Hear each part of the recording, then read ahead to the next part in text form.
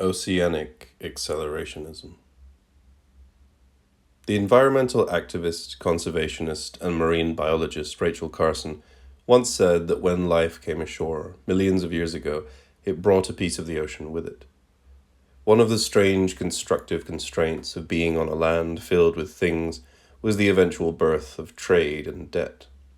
Economics, broadly construed and schizoanalytically eyed, threatens to, in a theoretical sense, speed us back to the sea through a technological progress unbound in the form of the capitalist accelerationism of both. Under this metaphorical construction, technology and capitalism broadly grasped are those privileged fields that take us to a world of pure fluidity. But is there a madwoman or madman of theory up to the task of navigating these waters? Many contemporary theorists, Sadie, Luciana, Parisi, Nick Land, have soaked up the flow frenzy of a hyperbolic Deleuzianism, suggesting a material, and not merely libidinal, a la Lyotard, saturation to the solution. They embrace the call to run naked into the world of theory and experiment like swimmers who have forgotten about the resistance of the water. Liquid capital, or financial capital, are the castle in the sand at the edge of the flood. Plant inhabits this territory in her push and pull between ultra-fluidity and radical essentialism. Land, however, was more than aware of the threat of the Oceanic. The desert as body without organs in land is flooded by cyberfeminist oceans. He redraws the Kantian schema as a rotting oil derrick in the face of a sublime tidal wave. The signs of a flood are everywhere. A tsunami is how Carl Cederstrom and Peter Fleming begin their text Dead Man Working. Drawing from a work by Franco Berardi, they describe a world in which the worker of post-Fordist capital inhabits an emotionally deadened waiting game, unsure of when and if the end of capital will come, an end which may in fact coincide with the end of life. This uncertainty comes from a massive capitalist fluidity that crashes against locality. For financial capital, shaving milliseconds from trades also means the blasting of tunnels for fiber optic cables linking city to city, a physical ungrounding of the land itself. The effects of capital have fully saturated not just the economic conditions, but also the very material conditions of life. It is not just a threat of precarity that we find ourselves under, but the possibility of expulsion from life itself. Luciana Parisi describes how the materialization of the capitalist ocean has altered even the biological conditions of life. This arises in the effects the flows of capital has on the terms of the specific sexual exchanges of genetic material. She outlines Elaine Morgan's adaptation of Allister Hardy's theory of the aquatic ape, in which a shore-like existence leads to vaginal migration and the erasure of the visible and olfactory signs of sexual excitement. The tidal wave of capitalism washes away these biological signs in obscurity and recodes them in cultural practices that all too often result in a virulent sexism that simultaneously praises and rages against the fluidity of the feminine. Yet, in Zeros and Ones, Sadie ironically recasts this Edenic fall as a wave of possibility. We were once in a kind of oceanic happiness, and then things went wrong, but how facetious is she being, since the fall she describes is now life itself? Capitalism is the form waiting for life. It is that which made possible exchanges beyond our own little ecologies. Plant convincingly demonstrates that the technological and material changes wrought by capitalism do not necessarily have to follow the restrictive ideals of a masculine ideology. Capital is the sufficient but not the necessary means of some fluidic regime, a regime which, if not in a panic with the associated sublime horror or monstrous feminine, is simply the enemy of reason, that which erodes the shores of rational discourse. One could argue that masculinized capital is a parasite on the potentialities of the feminine, which then must deny and shore itself of any inherent or non-obvious teleology. But would a change to a more feminist ecological exchange threaten the nature of capitalism? The exaggerated, maybe necessarily so, move of the accelerationist is to hyperbolically, hyperstitionally enhance the spectral thing or system that is capitalism into a xeno-monstrosity, an alien that has been waiting for human hosts. We, those human, all too human humans, seem torn between futilely swinging our swords at the incoming waves like mad berserkers rushing to our own drowning, or we seem committed to celebrating capitalism's de-stratification of all forces and all things. The revolutionary struggle has been miscast as a war against, and as a choice between, the apocalyptic costs of a masculinized capitalism or a return to utopic pre-capitalist feminist ocean. Are Deleuze and Guattari to blame? Do the hyperbole of accelerationism and cyberfeminism point to the rotting potato roots of their project? In Becoming Animal, Deleuze and Guattari say, so experiment. But as Land points out in his stimulated analysis, this leads to an excess of tactics without strategy. The problem is this: what capitalism seems to be doing, embracing all tactics to profit off of them, is accompanied by the necessity of applying a cost, and this exposes an underlying strategy which is as obvious as it is gross. Life itself is reduced to profit over cost. High-speed trade and liquid assets have made an ocean out of capital and populated it with creatures, algorithms, which behave together in ways we fundamentally cannot predict. A firm unleashed algorithms on its own company, managing to make it insolvent in less than a second.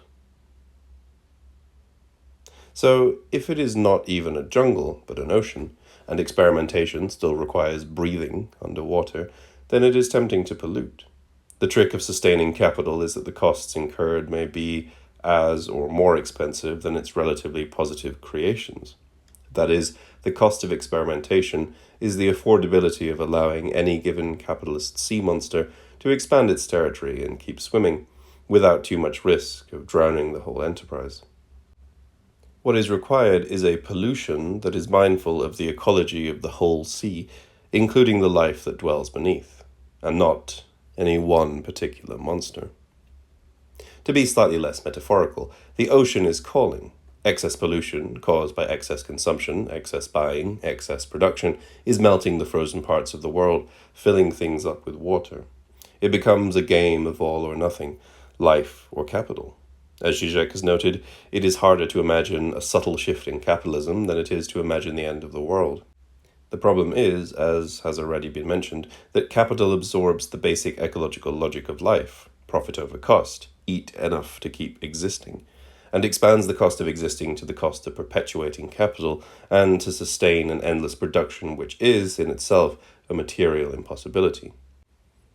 The accelerationism of capital does not merely mean intensifying it further, but opening it to the exorbitant outside that it has refused to absorb. It means making it less selective in its own internal assignment of cost when it refers to entities outside of it.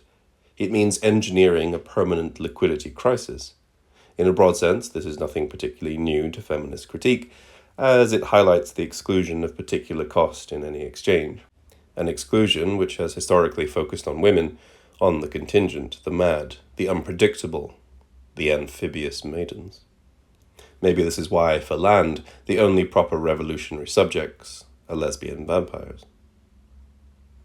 Peter Watts, in his Rifters series of novels, Starfish, Maelstrom, Behemoth, and Behemoth Max, documents a motley crew of individuals sent to watch over power stations on an ocean-bottom rift, one of the last reliable sources of power on future Earth.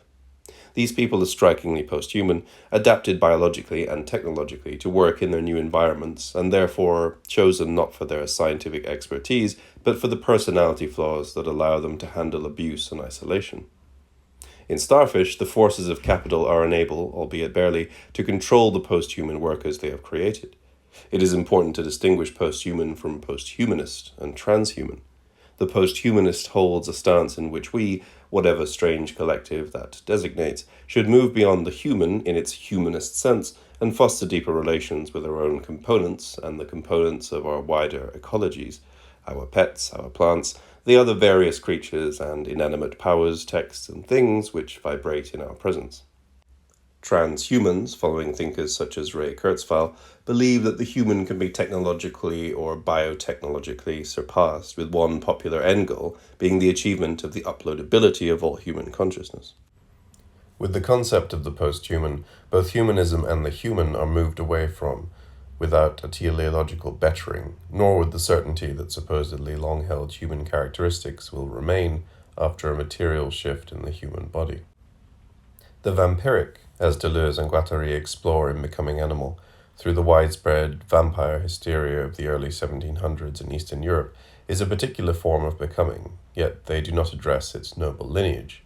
While the zombie has become, starting with at least George Romero's films, the monster of capitalist disquiet, the vampire traditionally represents the lords of crumbling castles, of business people attempting to live out their retirement. As Marx puts it in the 10th chapter of Capital, capital is dead labor, that, vampire-like, only lives by sucking living labor, and lives the more labor it sucks. The time during which the laborer works is the time during which the capitalist consumes the labor power he has purchased of him. But what's his vampires are the downtrodden worker? The trouble is that, on the one hand, there seems to be no limits to the changes that capital writ large can incur in life, both life as everyday existence and life as actual biological existence. This is illustrated respectively by the increasing difficulty in getting out of the office, and as highlighted in hyperbolic terms by Watts's novels, with suicide seeds and copyrighted agricultural genomes. Yet there remain common barriers, one stressed by the limits of social connectivity and the other by material resources. As the Oceanic metaphor makes clear, being immersed in capital, it becomes nearly impossible to diagnose our environment, no matter how much economic friction remains. Economic crisis appears simultaneously too real and too abstract, as either riots in the streets or as computational errors to be corrected by those officials with access and the capability. How does one accelerate in a fluid medium? Let's restate the problems. 1. Technological capitalism, more than making all that is solid melt into air, makes solid or gives an extra layer of self-awareness to the creatures living in it. In this sense, capital becomes an ocean in which we swim. Life seems unlivable without, and the outlying bound of capital, which is the purely ideal impossible dream of limitless production, appears indistinguishable from the water at hand, from day-to-day life. Capitalism has no external limit. It has consumed life and biological intelligence to create new life and a new plane of intelligence, vast beyond human anticipation. 2. Because of this illusion, the cost involved in local exchanges is measured against not only the local terms, but against the far horizon of capital, while appearing ideally limitless is considered hyperfragile in the intimacy of the exchange. 3. This second issue is compounded by the history of practices of exogamy, which demonstrate the simultaneous worth and worthlessness of women in patriarchal culture. Furthermore, the side of worthlessness can be equated with pure form, or maybe even formlessness, that of the productive yet strangely undivided ocean. 4. The ocean is populated with monsters. This is what Plant means with her "something went wrong," but that wrongness, that mistake, is life itself. Or maybe the wrongness already registers once we achieve consciousness, as Thomas Ligotti argues in The Conspiracy Against the Human Race. The violence between organisms may make it seem that capital is merely a more civilized way, but it actually just expands the killing floor to the end of time. As Land writes, capital is not overdeveloped nature, but underdeveloped schizophrenia. 5. For all of these reasons, the acceleration of capitalism seems impossible. The only possible options seem to be to drown or embrace the catastrophe, and the catastrophe of the sea is the tidal wave, the tsunami. But it may very well be that the wave, as Cederstrom and Fleming put it, may never come. One can watch the wave as a sublime monstrosity in the properly Kantian way, thinking my schema will protect me, or hope that it will peter out and bring new playthings like it did for the children of Nietzsche's Zarathustra. But this assumes that the ocean will serve and not eventually absorb more and more of the sun in its darkened complexion, having lost its reflective ice, and will flood the shores. It is that challenge which requires the separation of technological accelerants from capitalist ones. Land writes that nature, a cold, indifferent nature, is not opposed to cybernetics, but to the industrial. Schizoanalysis, the strange pragmatics of an anti-molar deregulation of all existence, is at once the expansive capacity of capital that it cannot disavow, as well as that which is capable of luring capital into liquidating its fallback positions. Nick Land hits on a basic twofold thought for thinking the crux of capital and politics, a politics beyond that world being used descriptively in an academic setting. This is the gendering of both capital and politics in the territory of the active and the passive. Land writes, "Wherever there is labor or struggle, there is a repression of the raw creativity, which is the atheological sense of matter, and which, because of its anegoic effortlessness, seems identical with dying. Work, on the other hand, is an idealist principle used as a supplement or compensation for what matter cannot do. One only ever works against matter, which is why labor is able to replace violence in the Hegelian struggle for recognition." In November 1935, Bataille gave a speech at a gathering of contre-attaque called Popular Front in the Street, in which he derided the overly parliamentary tactics of the Popular Front, the synthesis of communists and socialists that had recently taken over the street in France. Bataille's group, Contre-Attaque, set out to, in a sense, co-opt fascistic protocols and sharpen the teeth of the politics in France.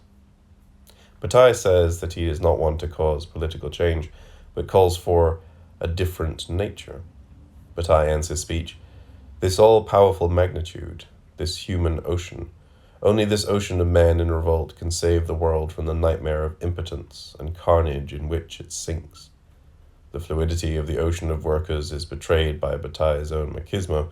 He does not know whether he wants fluidity or solidity, but is only sure in his vaguely Nietzschean overtones. Land gives us an excellent response. If feminist struggles have been constantly deprioritized in theory and practice, it is surely because of their idealistic recall from the currency of violence, which is to say, from the only definitive matter of politics. It is a terrible fact that atrocity is not the perversion, but the very motor of such struggles, the language of inexorable political will.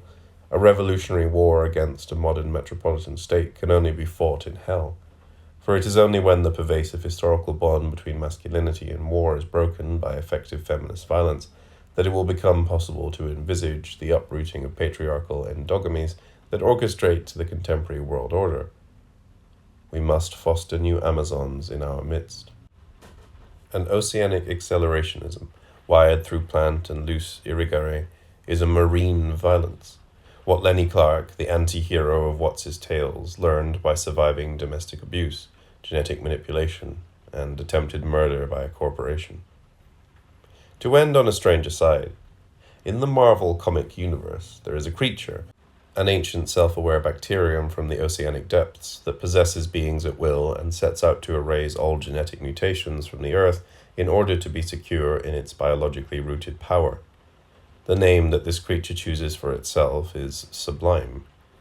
This is the masculine impulse of capitalism personified, falsely positing itself as the transcendent sublime, in a brute attempt to deny the fluid mutations of the outside. In one ridiculous gesture, the weakness of the ego in the face of nature becomes apparent, the Kantian schemata splitting the horrific from the sublime. The material vibrancy of the ocean will have the final judgment, as long as we are complacent everywhere. Churlish masculinity is not. We must see capital as a great invention through which we can actively navigate uncertain waters, rather than as a sea monster, different from our own life only in its artificial provenance. Send out the distress call for cyberfeminism.